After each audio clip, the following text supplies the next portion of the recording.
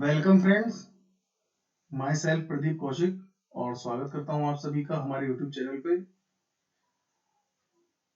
This subject is data structure and today we will cover the definition of data structure and its classification, time and space complexity, and asymptotic notations along with algorithmic performance. First of all, we will learn why we are studying this course. This course is basically designed to teach you how to program efficiently. Actually, there are a number of ways to write a programs. They must run correctly and efficiently. The program must be easy to read and understand. The program must be easy to debug and easy to modify. But yes, we can write a program in number of ways. But what is efficient programming? Efficient programming is usually understood as a program that takes minimum time to run and minimum memory space. Yes, we can write a program in number of ways, but it must run correctly. वो correctly run होना चाहिए program और efficient होना चाहिए. Easy to read and understood. Easy to read होना चाहिए और easy to understand होना चाहिए. Easy to debug होना चाहिए program और easy to modifiable होना चाहिए. But इन सभी programs में से भी हम efficient program किसे कहेंगे? Efficient program वह program होता है जो बाकी सभी programs में से सबसे कम minimum time ले रन होने में, minimum time में output दे और minimum memory space occupy करे. So to learn how to program efficiently, this course is necessary and that's why we are studying it.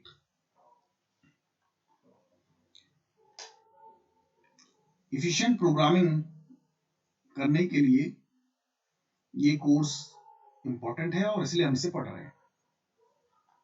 And better running time will generally be obtained from the use of most appropriate data structure and algorithm. Yes, of course, better running time can be obtained from the use of most appropriate data structure and algorithm. Better running time हमारा achieve किया जा सकता है most appropriate data structures से और algorithms के द्वारा. And as we know, algorithms are the step-by-step solution of a particular problem. We cannot check the algorithm directly. We can check the running time of an algorithm by making a program of it. And good algorithm should be implementable in any language. ठीक है. अब बात करते हैं सबसे पहले definition की. What is definition of data? What is data? A data is the values or a set of values. This is the definition of data. Data is value or a set of values. For example, this is A. This is a data. 2. This is a data. ABC. This is a data. And 12. This is a data. But what is the difference between the data and the information?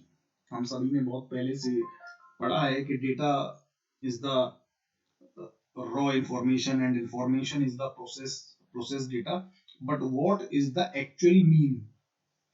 What is the actual mean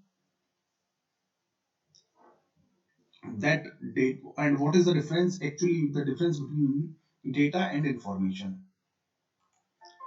क्या difference होता है data और information के बीच में?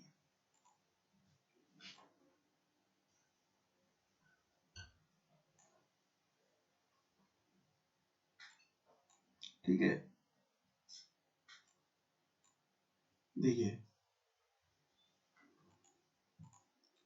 ये यहां पर हमने लिखा ABC. This is the data. अब मैं इसके आगे लिख देता हूं student name. Now this becomes process. I understand this is the student name.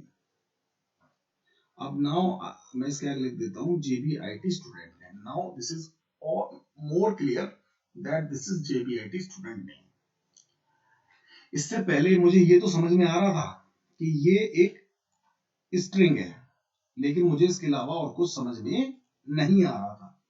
अब उसके आगे अगर मैंने लिख दिया this is student name and this is JBIT student name, now I can understand it, this is JBIT student name. That is the difference between the information and the data. When data is represented in human understandable form, then it becomes information. Data in computer system is available in binary form, but human cannot understand it. If it is converted into human understandable form, then human can understand it, then it becomes information. जब data ऐसी form में होता है जिसे समझा ना जा सके, ठीक है, जिससे कोई मीनिंगफुल रिप्रेजेंटेशन फॉर्म में नहीं होता, तब हम उसे, जब डेटा इस फॉर्म में, या आप कह सकते हैं जब डेटा इस फॉर्म में होता है कि जिससे कोई मीनिंग ड्रॉ नहीं किया जा सके, तो या कहे कि जब इंफॉर्मेशन इस फॉर्म में होती है कि उससे कोई मीनिंग ड्रॉ ना किया जा सके, तब आप उसे डेटा कहते हैं. तभी कहा जाता है कि data is the raw information and information is the processed data. अभी आपके सामने आपको सिर्फ इतना पता था इसके बारे में कि ये एक स्ट्रिंग है, और जैसे ही इसके आगे लिख दिया गया JBIT स्टूडेंट नेम, आप समझ गए कि this is the JBIT student name. ऐसे ही मेमोरी के अंदर डेटा, सभी डेटा बाइनरी में होता है. पिक्चर भी मेमोरी के अंदर बाइनरी में है, इमेज भी, मूवी भी मेमोरी के अंदर बाइनरी में है, डॉक्यूमेंट भी, वर्ड डॉक्यूमेंट भी मेमोरी में बाइनरी में है, but human can not understand it. Clear? तो मीनिंगफुल, आप डेटा को कह सकते हैं, डेटा और इंफॉर्मेशन की अगर आप डेफिनेशन पर लिखना चाहें कि meaningful representation of data, meaningful representation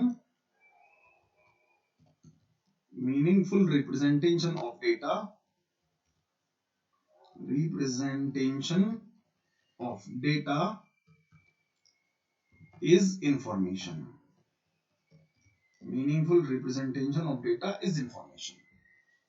This is the, ये डेफिनेशन दोनों को कैटेगराइज कर रही है, डेटा को भी कैटेगराइज कर रही है ये, और इंफॉर्मेशन को भी बता रही है.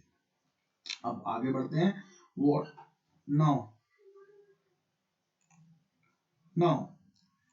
What is data structure? Data structure is a definition of data structure. Data structure is a convenient way to store the data so that it can be retrieved easily also.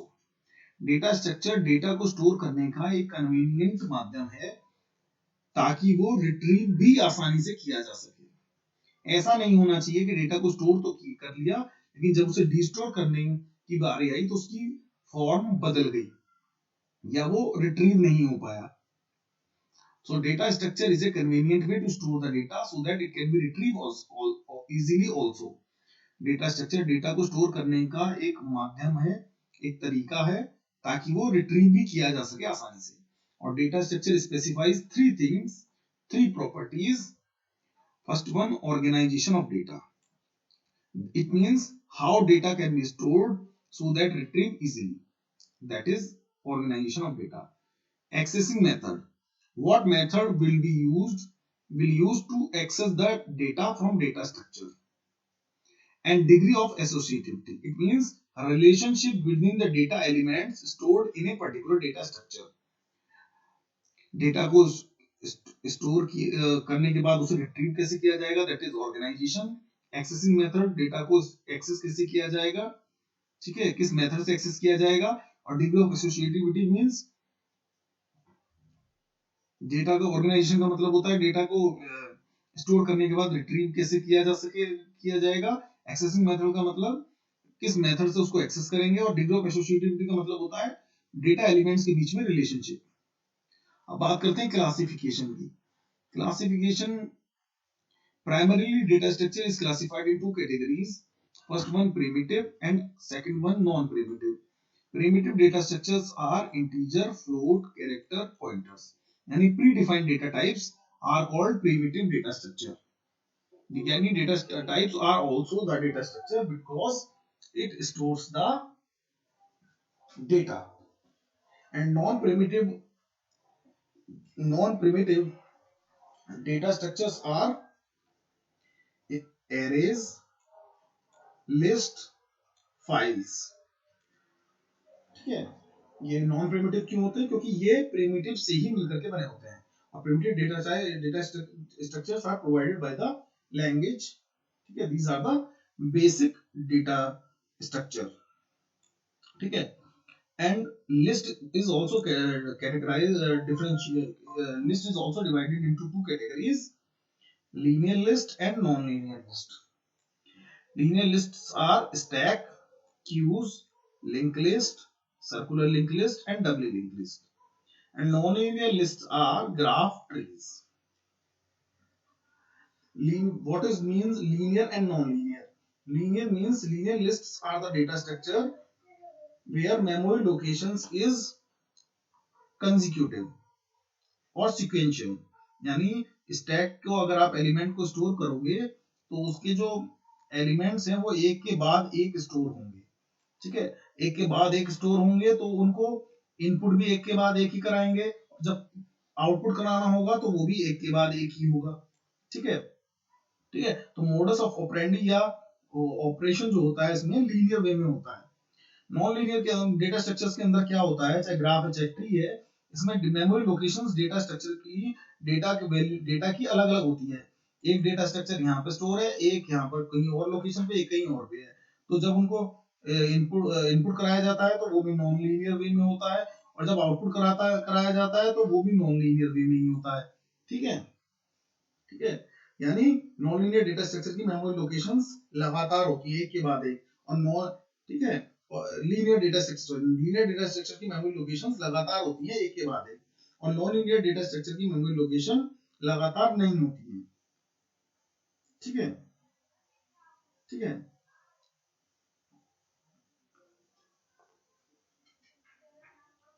ठीक है।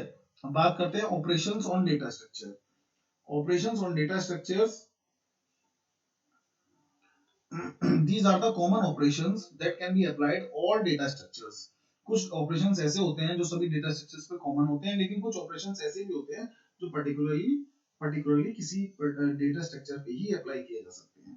जैसे जैसे create, to create a data structure, to select a value from the particular already stored values from the already stored values in a particular data structure, to delete or destroy the value of from the data structure, and update the value of the stored in a particular data structure. And some other operations are search, to search the value from the already stored elements, sort, to arrange the value in increasing or decreasing order, and merging means to combine the values stored in two different data structures, that is merging। ठीक है, sorting arrange करना, searching कोई particular value stored already stored है data structure में, उसे search करना, और मर्ज दो वैल्यू ऑलरेडी स्टोर्ड है दो डेटा स्ट्रक्चर्स में, उनको आपस में कंबाइन करना, ये मर्जिंग ऑपरेशन कहलाता है। क्रिएट माने डेटा स्ट्रक्चर को बनाना, सेलेक्ट किसी वैल्यू को सेलेक्ट करना, डिलीट करना, और या फिर पर्टिकुलर वैल्यू को अपडेट कर देना, ये अपडेट ऑपरेशन है। ये सभी पर्टिकुलर डेटा स्ट्रक्चर पे कॉमन है, लेकिन कुछ ऑपरेशंस ऐसे होते हैं जो पर्टिकुलर डेटा स्ट्रक्चर पे लग सकते हैं। जैसे push operation can be applied over the stack data structure only. ठीक है, and pop operation also can be applied over the stack data structure. ठीक है, ये स्टैक डेटा स्ट्रक्चर के ऊपर ही लग सकते हैं। ठीक है, तो कुछ ऑपरेशंस ऐसे होते हैं जो सभी डेटा स्ट्रक्चर पे लग सकते हैं, लेकिन कुछ ऑपरेशंस ऐसे होते हैं जो केवल पर्टिकुलर डेटा स्ट्रक्चर पे ही लग सकते हैं। अब बात करते हैं एल्गोरिथम की। As we know, algorithm is a sequence of steps to solve a particular problem। ठीक है, हम सभी जानते हैं algorithm is a sequence step by step solution of a particular problem। ठीक है, and there may be more than one algorithm to solve a problem। ठीक है, algorithm is just steps, sequence of steps to solve a particular problem, step by step solution of a particular problem. And एक से ज्यादा algorithm होती है किसी भी problem को सॉल्व करने के लिए, ठीक है, but we can say which one is better. We have a number of algorithm for sorting, but we can say which one is better algorithm, ठीक है, so we can say which one is better algorithm, ठीक है। हम क्या, अगर आपको कोई objective दिया जाए, आप सभी उस ऑब्जेक्टिव को उस ऑब्जेक्टिव के ऊपर आपसे एल्गोरिथम लिखवाई जाए, तो आप सभी उस एल्गोरिथम को अलग अलग तरीके से लिखेंगे, यानी एक ही ऑब्जेक्टिव पे आप अलग अलग तरीके से एल्गोरिथम लिखेंगे, ठीक है। बट उनमें से कौन सी एल्गोरिथम बेटर होगी, ये कैसे आइडेंटिफाई किया जाए, इसको आइडेंटिफाई करने के दो पैरामीटर होते हैं, यानी एक ही ऑब्जेक्टिव पे नंबर ऑफ एल्गोरिथम्स हो सकती हैं, एक ही ऑब्जेक्टिव है, जैसे n नंबर्स का एडिशन का हमें अगर एल्गोरिथम लिखना है, तो इसको नंबर ऑफ n तरीके से लिखा जा सकता है, n number of ways to write this algorithm, ठीक है। How to add n numbers को ऐड करना है, तो इसको लिखने के लिए एक से ज्यादा तरीके हैं से ये एल्गोरिथम लिखी जा सकती है, n number of ways to we have n number of ways to write this algorithm, but which one algorithm is better, कौन सी एल्गोरिथम सबसे बेहतर है और सबसे बेस्ट है, इसको हम कैसे चूज करते हैं, नंबर ऑफ एल्गोरिथम्स में से हम किस एल्गोरिथम को बेटर कहेंगे, उसको चूज करने के लिए ये दो पैरामीटर होते हैं, ठीक है। The choice of particular algorithm depends on the following, first one is performance requirement, that is time complexity, second one is memory requirement, that is space complexity. The space complexity is the amount of memory needs to run completely by a program of an algorithm। तो space complexity memory की वो मात्रा होती है जो किसी भी algorithm के प्रोग्राम द्वारा खुद को रन करने के लिए चाहिए होती है। तो स्पेस कॉम्प्लेक्सिटी वो मेमोरी होती है जो किसी भी प्रोग्राम के द्वारा ऑक्युपाई की जाती है खुद को रन कराने के लिए। अब ये मेमोरी स्पेस जो कोई भी प्रोग्राम घेरता है वो दो कैटेगरीज का होता है। पहला instruction space, instruction is what a program is what a program is the set of instructions, ठीक है। तो प्रोग्राम के जो इंस्ट्रक्शंस होते हैं, ठीक है, सभी पूरा program is a set of instruction written in any language, C C plus, C sharp, Java, Python. तो program is a collection of statements, और इन सभी स्टेटमेंट्स के द्वारा लिया गया घेरा गया स्पेस इंस्ट्रक्शन स्पेस कहलाता है।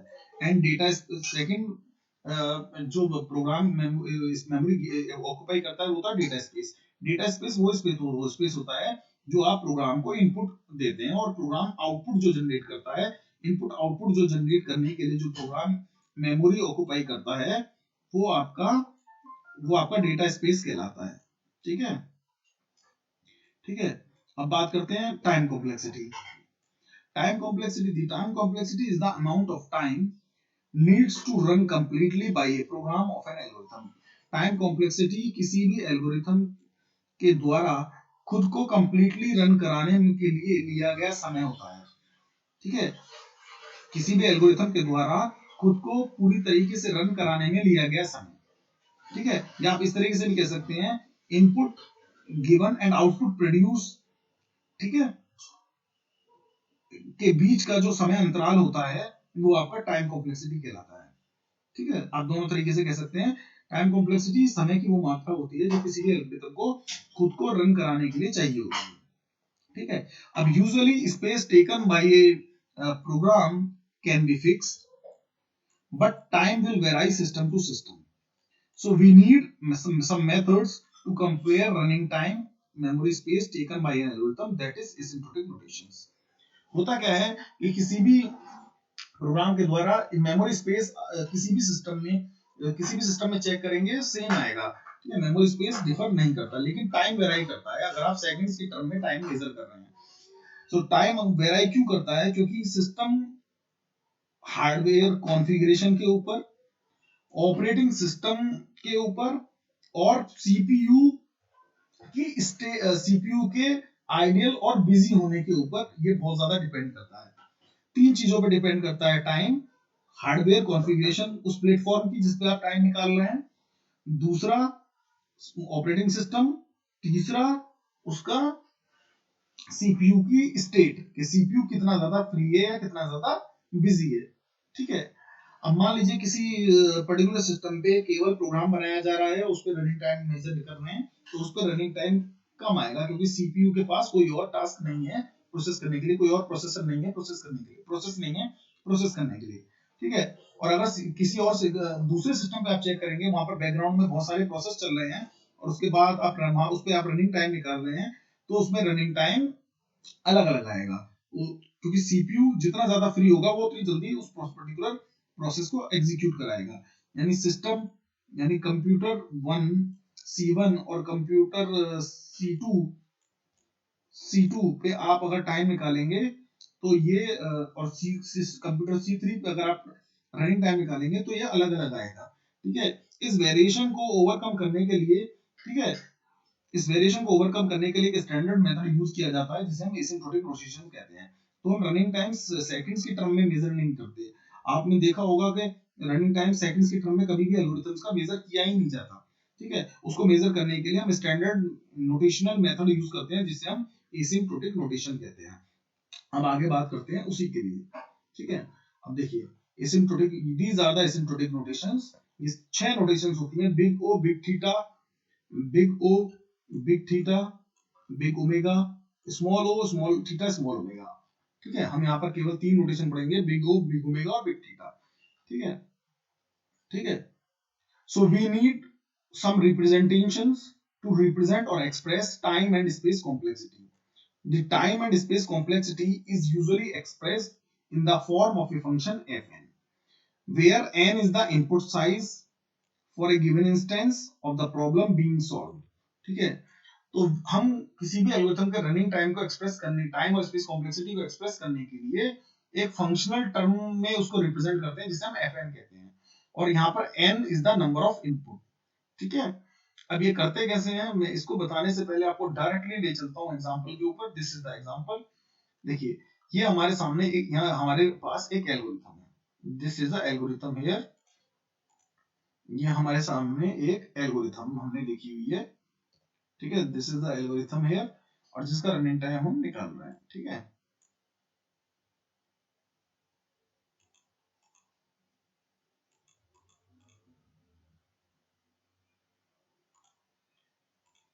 ठीक है, ठीक है।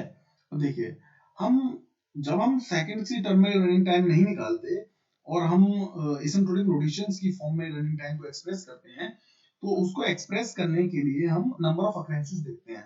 नंबर ऑफ अकरेंसेस कह सकते हैं, या इसे नंबर ऑफ एग्जीक्यूशन कह सकते हैं। This is the rough estimation of A code, कितना हमारा स्टेटमेंट रन करेगा, हमारा कौन सा स्टेटमेंट कितनी बार रन करेगा, इसका हमें अनुमान लगाना। अनुमान क्या होता है कंपैरिजन में, ऐसे ही है, हमें देखना होता है कितनी बार चलेगा, ठीक है।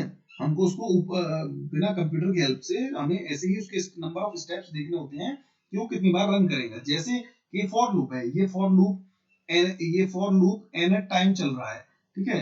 और आप ये फॉर लूप हमारा चलेगा n टाइम, n+1 टाइम ये लूप चलेगा, क्योंकि n टाइम ये अंदर की तरफ कंट्रोल ट्रांसफर हो जाएगा, लेकिन एक आखिरी बार जब कंडीशन फॉल्स होगी, तो ये कंट्रोल बाहर निकल जाता है, और डायरेक्टली लूप के बाद जो अगला स्टेटमेंट होगा, कंट्रोल उसको ट्रांसफर कर दिया जाता है। कंपाइलर इसी तरीके से प्रोसेस करता है। जितनी बार कंडीशन ट्रू होती रहेगी, लूप अंदर की तरफ, कंट्रोल अंदर की तरफ ट्रांसफर होता रहेगा, अंदर के स्टेटमेंट एग्जीक्यूट होते रहेंगे, और जैसे ही लास्ट टाइम एक बार वो आता है जब लूप कंडीशन फॉल्स होगी, तो कंट्रोल यहां से निकल करके सीधा इमीडिएट नेक्स्ट स्टेटमेंट को ट्रांसफर कर दिया जाता है। तो लूप, कोई भी लूप n+1 टाइम चलता है, ठीक है। उसके अंदर के स्टेटमेंट n टाइम एग्जीक्यूट होते हैं। अब ये भी, इस लूप के अंदर दूसरा लूप है, तो ये खुद भी n+1 टाइम चलेगा, और ये दूसरे लूप के अंदर है, ठीक है। तो इसके अंदर के स्टेटमेंट n टाइम चलेंगे, तो ये चलेगा हमारा, ये खुद चलेगा n+1 टाइम, और ये दूसरे लूप के अंदर है, तो ये चलेगा n×n+1 टाइम, ठीक है। अब इस लूप के अंदर एक स्टेटमेंट है, तो इसके अंदर ये स्टेटमेंट है, ये चलेगा n टाइम, और ये लूप दूसरे लूप के अंदर है, उसके, तो ये चले, ये टोटल मिलाकर के ये स्टेटमेंट चलेगा n×n टाइम, ठीक है। अब इन नंबर ऑफ स्टेप्स, इन सभी स्टेप्स के जो अकरेंसेस आए, इनको हम सम कर देंगे, तो ये हमारा बन जाएगा, ये हमारा बन गया 2n² प्लस 2n+1, ये हमारा tn, this is the time taken by this algorithm, ठीक है।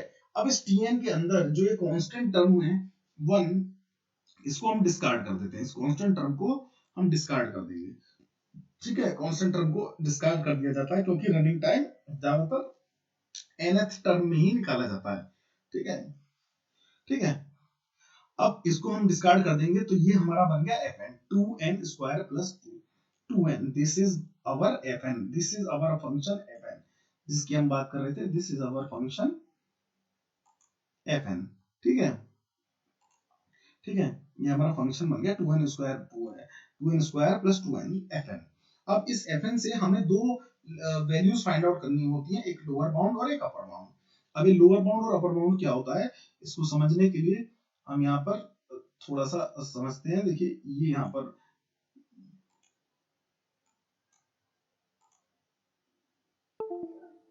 देखिए ये यहाँ पर थोड़ा सा हम यहाँ पर समझते हैं कि लोअर बाउंड और अपर बाउंड होता क्या है। देखिए देखिए अगर आपके पास 10.5 लिखा है तो 10.5 का लोअर बाउंड आप किसे कहेंगे? 10.5 का लोअर बाउंड किसे कहेंगे, यानी 10.5 से थोड़ा सा कम। तो ये 10.5 का लोअर बाउंड हो गया 10। हमें राउंड ऑफ करना है इसे, हम ज्यादातर राउंड ऑफ फिगर्स यूज करते हैं। ठीक है, तो 10.5 का लोअर बाउंड क्या हो गया 10। तो ये 10.5 से छोटा है, ठीक है, थोड़ा छोटा है, तो ये इसका लोअर बाउंड कहलाएगा। ठीक है, अब अपर बाउंड, और अगर आप अपर बाउंड की बात करें और अगर मैं इसे 11 लिख दूं तो ये 10.5 से बड़ा हो गया। ठीक है, तो मैं अगर राउंड ऑफ करना चाहूँ 10.5 को, तो अगर मैं 10 लिख देता हूँ तो ये 10.5 से थोड़ा छोटा हो जाएगा, तो ये मेरा इसका लोअर बाउंड कहलाएगा। और अगर मैं 10.5 को थोड़ा सा ज्यादा लिख देता हूँ, 11 लिख देता हूँ, तो ये इसका अपर बाउंड कहलाएगा। ठीक है, अगर मुझे 10.5 को राउंड ऑफ करना है तो मेरे पास दो ही तरीके हैं, या तो मैं इसे थोड़ा कम कर दूं या मैं इसे थोड़ा ज्यादा कर दूं। ठीक है, तो 11 इसका अपर बाउंड कहलाएगा और 10 इसका लोअर बाउंड कहलाएगा। ठीक है,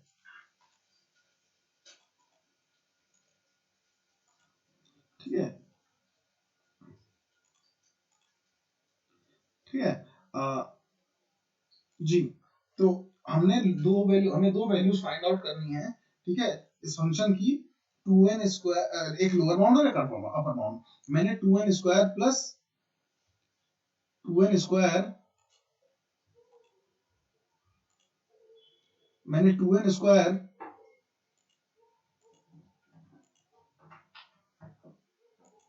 मैंने 2n² प्लस 2n को थोड़ा छोटा लिख दिया, तो ये मेरा बन गया, ये मैंने 2n² प्लस 2n को 2n² लिख दिया, तो ये मेरा हो गया लोअर बाउंड। ठीक है, this is my lower bound.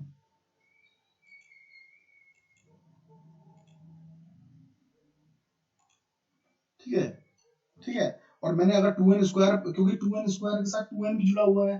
ठीक है, और अगर मैं इसे 2n² को 2n² ही लिख देता हूँ तो 2n इससे, तो ये थोड़ा छोटा हो गया, प्लस, क्योंकि ये प्लस 2n है। ठीक है, और अगर मैं 2n² को 3n² लिख देता हूँ तो ये उसका हो गया अपर बाउंड। ठीक है, और वी कैन राइट दिस, क्योंकि जब कभी हमारे पास कोई इक्वेशन होती है, अगर मुझे हमें उसे सिंगल टर्म से रिप्रेजेंट करना होता है, तो जिसमें हायर ऑर्डर टर्म होती है, जो सबसे बड़ी पावर टर्म होती है, उससे ही उस पर्टिकुलर एल्गोरिथम को रिप्रेजेंट, उस पर्टिकुलर इक्वेशन को रिप्रेजेंट करते हैं। अगर मुझे इस 2n² प्लस 2n प्लस आगे भी कुछ और होता है, अगर उसे एक टर्म से रिप्रेजेंट करना है तो मैं बड़ी टर्म से ही रिप्रेजेंट कराऊंगा। ठीक है, जो उसमें बड़ी टर्म है, यानी n की पावर, इधर n की पावर 1 है, इधर n की पावर 2 है, तो मैं n² से ही रिप्रेजेंट कराऊंगा इस पूरी इक्वेशन को, एक टर्म से अगर मुझे लिखना हो तो। ठीक है, तो 2n² इसका लोअर बाउंड हो गया, क्योंकि इस केस में इसमें 2n प्लस में है, और 3n² इसका अपर बाउंड हो गया, ये इससे ज्यादा हो गया। ठीक है, तो मुझे दो वैल्यू फाइंड आउट करनी थी, एक लोअर बाउंड और एक अपर बाउंड। ठीक है, अब हम क्या करते हैं, हम दोनों का कंपैरिजन करते हैं, fn gn का। ठीक है, fn gn का लोअर बाउंड के साथ भी, fn का लोअर बाउंड के साथ भी कंपैरिजन करते हैं, fn का अपर बाउंड वैल्यू के साथ भी कंपैरिजन करते हैं, पर सॉरी परफेक्ट कंपैरिजन करते हैं। अब ये जो लोअर बाउंड और अपर बाउंड जो वैल्यू मैंने फाइंड आउट की, इसे हम कहते हैं gn। ठीक है, fn की जो लोअर बाउंड और अपर बाउंड वैल्यू मैंने फाइंड आउट की, इसे हम कहते हैं gn। ठीक है, अब ये देखिए fn की वैल्यू 2n² प्लस 2n और 2n² के बीच में हमने कंपैरिजन किया, n की वैल्यू हम रखते चले गए 1 2 3 4 5। ठीक है, और यहाँ पर 4 2। ठीक है, अब आप देख रहे हैं 4 12 8 24 18 14 32 60 50। ठीक है, और यहाँ पर अपर बाउंड से भी कंपेयर कर रहे हैं। ठीक है, तो यहाँ पर भी देखिए ये इसके रिजल्ट आते जा रहे हैं। ठीक है, आप देख रहे हैं यहाँ पर कि fn की जो वैल्यू है वो gn से छोटी है, यानी fn is smaller than cgn। इसे cgn क्यों कहते हैं, क्योंकि ये जो कांस्टेंट टर्म इसके साथ होती है, nth टर्म के साथ, तो इसकी वजह से इसे कांस्टेंट को के साथ gn एक्चुअली इसे कहा जाता है nth, ये n की जो वैल्यू होती है, ठीक है, जो उसके साथ कांस्टेंट वैल्यू होती है उसे c मींस कांस्टेंट। अब fn हमारा ग्रेटर है, आप देख रहे हैं कि fn की वैल्यू यहाँ पर ज्यादा है इससे, gn से, gn की वैल्यू या cgn कह लीजिए, इससे ग्रेटर जा रहा है, तो आप कह सकते हैं fn is greater then cgn। और अगर यहाँ पर आप देखेंगे, यहाँ पर fn की वैल्यू देखिए, यहाँ पर तो gn की वैल्यू छोटी है, यहाँ पर इक्वल आ गई, और इसके बाद gn की वैल्यू आप चाहे आगे कितना भी n की वैल्यू रखते चले जाइए, ठीक है, मिनिमम 5 तक तो आप रख के देखिए, उसके बाद आप देख रहे हैं कि इसके बाद gn की वैल्यू ऊपर ही जा रही है, ठीक है, gn की वैल्यू बढ़ रही है, तो आप यहाँ कह सकते हैं कि देखिए यहाँ पर एक समय इक्वल आया, तो इसलिए कह सकते हैं आप कि fn की वैल्यू cgn की value is greater than equal to fn, ठीक है, इन पर्टिकुलर इनपुट को रखने के बाद, ठीक है, where c is the constant, ठीक है, चेक कंडीशन, हम कंडीशंस को चेक करेंगे एसिम्प्टोटिक नोटेशंस की कंडीशन के अकॉर्डिंग। तो this is the case of big omega notation. आप जाके अब हम इसको देखेंगे कि ये बिग ओमेगा नोटेशन के अकॉर्डिंग कैसे बैठ रहा है। देखिए बिग ओमेगा नोटेशन कहती है कि बिग ओमेगा नोटेशन कहती है कि हमारा fn is greater then cgn, fn हमारा ग्रेटर है cgn से, ठीक है, ठीक है, fn हमारा ग्रेटर है cgn से, ठीक है, तो this is omega notation, this is omega notation, fn is greater then cgn, ठीक है, ठीक है। अब आप देख सकते हैं यहाँ पर fn हमारा ग्रेटर है ना, ग्रेटर है cgn से, ठीक है, ये देखिए यहाँ पर fn हमारा fn is greater then cgn, this is the case of, हमें इन्हीं कंडीशन के अकॉर्डिंग तय करना होता है कि कौन सा केस है, ठीक है, तो this is the omega notation. तो आप लिख सकते हैं fn इज, gn क्या है हमारा, gn हमारा n स्क्वायर, तो आप लिख सकते हैं fn is equal to big omega n square, ये हम कॉम्प्लेक्सिटी निकाल रहे हैं, ठीक है, fn is equal to big omega n square, और where c is equal to, इसको c को कांस्टेंट वैल्यू को हम यहां से हटा करके यहां लिख देंगे, where c is equal to 2, ठीक है, where c is equal to 2, तो आप कह सकते हैं fn जो आपका कॉम्प्लेक्सिटी निकाली आपने, कॉम्प्लेक्सिटी निकली,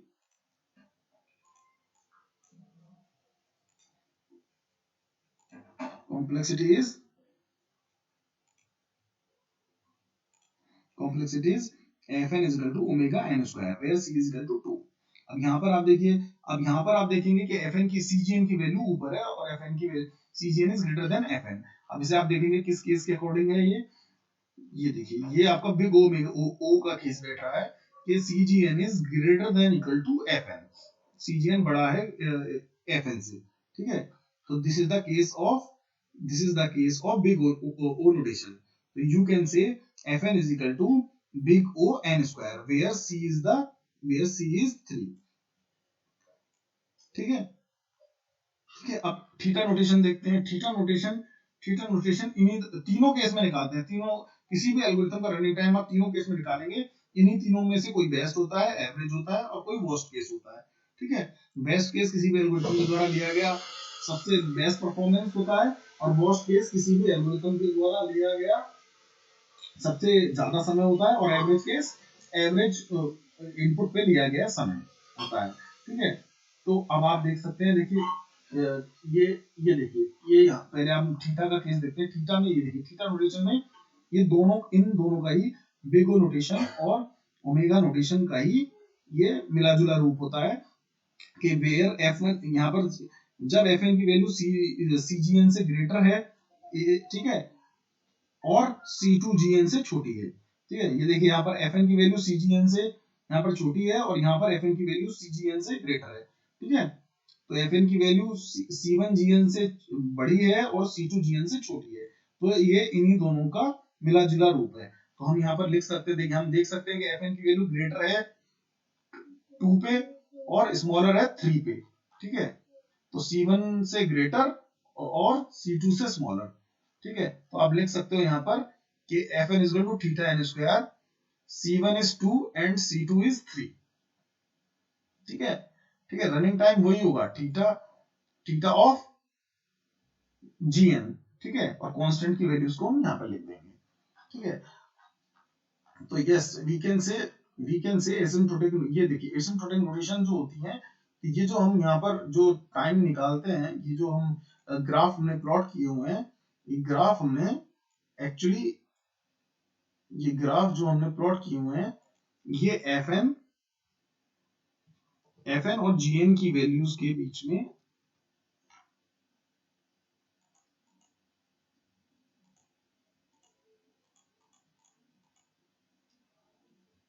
ये एफ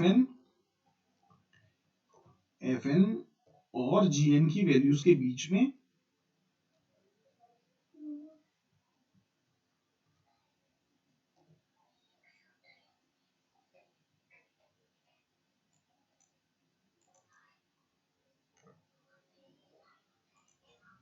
एफ एन और जी एन की वैल्यूज के बीच में, ये बीच में, और n number of inputs,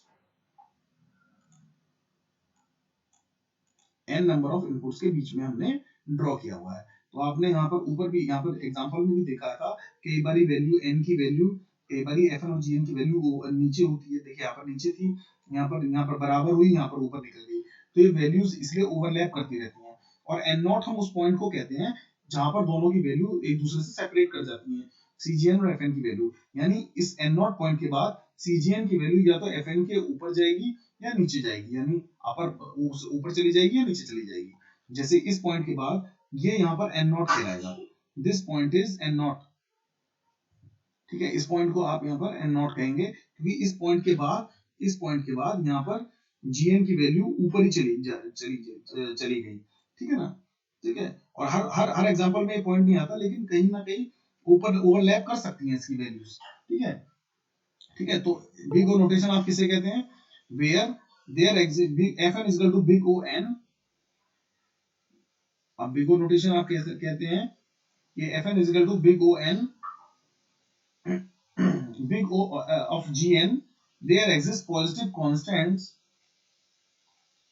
there exist positive constants C and N naught such that Fn is greater than 0 and less than Cgn.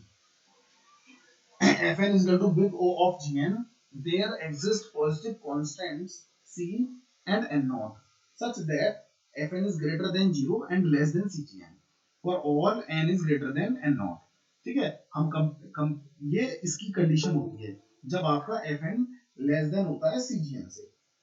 ठीक है, ओमेगा की कंडीशन क्या कहती है? ओमेगा की कंडीशन कहती है कि F N is equal to big omega of G N when F N is equal to big omega of G N when there exists positive constant c and n naught such that fn is greater than cgn is greater than equal to 0 and less than equal to fn। यानी जब cgn fn से छोटा होता है for all values n is greater than n naught। ठीक है, for all values greater than equal to n is greater than equal to n naught, this is omega notation। यानी omega में fn की जो वैल्यू होती है वो cgn से बड़ी होती है। ठीक है, ये वो पॉइंट होता है एन नॉट जहां पर दोनों वैल्यू एक दूसरे से सेपरेट होनी शुरू हो जाती हैं।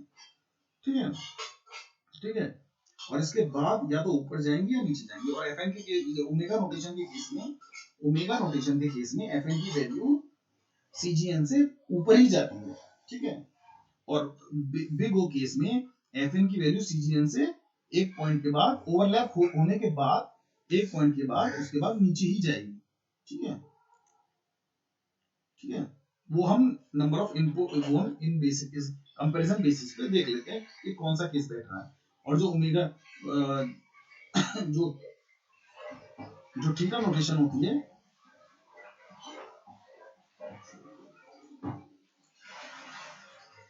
जो थीटा नोटेशन होती है वो आपका इन दोनों का मिला जुला रूप होती है। क्या आप थीटा नोटेशन में आप कह सकते हैं कि Fn is equal to theta notation में आप कह सकते हैं Fn is equal to theta of Gn, there exists positive constants C1 C2 and N naught such that C1 is greater than equal to 0 and less than Fn and C2 is greater than Fn for all n is greater than N naught। यानी Fn की value theta notation में C1 Gn से greater होगी और C1 Gn से greater होगी और C2 Gn से स्मॉलर होगी। ठीक है, एक पॉइंट N नॉट के बाद। ठीक है, N नॉट वो पॉइंट होता है जिसके बाद दोनों वैल्यूज एक दूसरे से सेपरेट होना शुरू हो जाती है, या तो ऊपर अप जाएगी या नीचे जाएगी, ठीक है, ओवरलैपिंग होने के बाद। ठीक है, अब आगे चलते हैं। तो ये था हमारा एसिम्प्टोटिक नोटेशंस। अब थोड़ा सा आगे बढ़ते हैं एल्गोरिथम परफॉर्मेंस के ऊपर। The performance evaluation of an algorithm is obtained by the total number of occurrences, जो मैं ऑलरेडी डिस्कस कर चुका हूं। किसी भी एल्गोरिथम की परफॉर्मेंस को हम ऑब्टेन करते हैं total number of occurrences basis पे हम उसको निकाल सकते हैं। किसी भी एल्गोरिथम की परफॉर्मेंस को जो हम ऑब्टेन करते हैं, we generally obtain the performance of an algorithm on the total number of occurrences. The asymptotic notations are commonly used. The asymptotic notations are commonly used. Uh, the asymptotic notations are commonly used in performance analysis. Okay. The asymptotic notations are commonly used in performance analysis. ठीक है,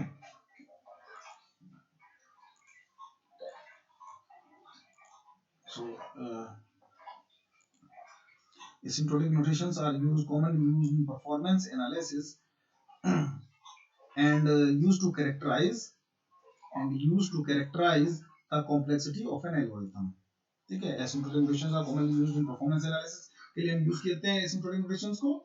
और ये तो हमें पता ही कि हमने देखा कि किसी भी एल्गोरिथम का जो इवैल्यूएशन होता है वो totalling the number of occurrences को टोटल करने के बाद हम निकालते हैं, जो हमने टीएन निकाला था। और एसिम्प्टोटिक नोटेशंस को हम कॉमनली यूज करते हैं परफॉर्मेंस एनालिसिस के लिए, किसी भी एल्गोरिथम की परफॉर्मेंस को एनालिसिस करने के लिए।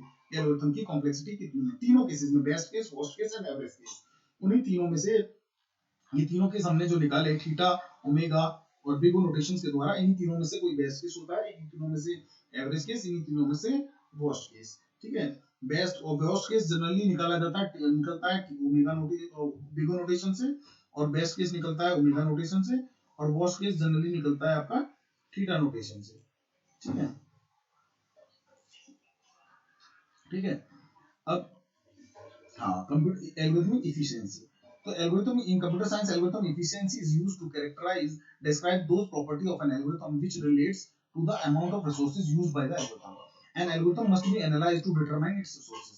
और एक एल्गोरिथम के द्वारा दो ही प्रकार के रिसोर्सेज होते हैं जो हम ऊपर डिस्कस कर चुके हैं, एक मेमोरी स्पेस और एक रनिंग टाइम। ठीक है, memory space taken and time taken by the algorithm, these are the actually the resources utilized by the algorithm. ठीक है, for maximum efficiency we wish to minimize the resources को हमें minimise करना है, यानी minimum time and minimum memory space taken by the algorithm, that algorithm is best and efficient algorithm. ठीक है, and these properties describe the efficiency of an algorithm. और किसी भी एल्गोरिथम का एनालिसिस हम तीनों केस में निकालते हैं, वर्स्ट केस, एवरेज केस और बेस्ट केस। ठीक है, वैसे तीनों में से कोई भी बेस्ट और वर्स्ट और एवरेज हो सकता है, लेकिन जनरली ज्यादातर जो बेस्ट केस निकलता है वो ओमेगा नोटेशन से, और वर्स्ट केस निकलता है बिग नोटेशन से, और एवरेज केस थीटा नोटेशन से। वैसे इन तीनों में से किसी, ये एल्गोरिथम टू एल्गोरिथम डिपेंड करता है कि तीनों में से कौन सा बेस्ट है। और जनरली जो ज्यादा run time taken, maximum time taken होता है वो वर्स्ट केस कहलाता है, और जो मिनिमम टाइम टेकन होता है वो बेस्ट केस कहलाता है, और इन दोनों के बीच में जो केस बैठता है उसे एवरेज केस कहते हैं। ठीक है, वैसे तो तीनों में से कोई भी बेस्ट और वर्स्ट और एवरेज हो सकता है, लेकिन जनरली जो ज्यादातर जो वर्स्ट केस निकलता है वो बिग O से निकलता है, और बेस्ट केस निकलता है वो ओमेगा नोटेशन से निकलता है, और एवरेज केस निकलता है थीटा नोटेशन से। ठीक है, and to measure the performance of a program is almost same. ठीक है, और किसी भी प्रोग्राम, हम जानते हैं कि एल्गोरिथम और प्रोग्राम एक ही चीज होती है। Algorithm are the steps and program is the instructions written in any language. ठीक है, तो program algorithm performance and program performance are the almost same. ठीक है, तो प्रोग्राम परफॉर्मेंस, एल्गोरिथम, किसी प्रोग्राम की परफॉर्मेंस और एल्गोरिथम परफॉर्मेंस सेम ही होती है। और ठीक है, और प्रोग्राम की परफॉर्मेंस भी space taken by the program and running time taken by the program, इन दोनों पैरामीटर्स से हम मेजर कर सकते हैं। ठीक है, तो ये हमारा आज का लेक्चर यहाँ पर कंक्लूड हुआ। ठीक है, अगर आपको थोड़ा बहुत भी अगर मेरे लेक्चर से आपको समझ में आया है तो प्लीज लाइक कीजिए और सब्सक्राइब कीजिए, और I am not taking any charge from you. Please बस इस वीडियोस को ज्यादा से ज्यादा शेयर कीजिए और अपने फ्रेंड्स और दोस्तों को इस चैनल को रिकमेंड कीजिए। Thank you.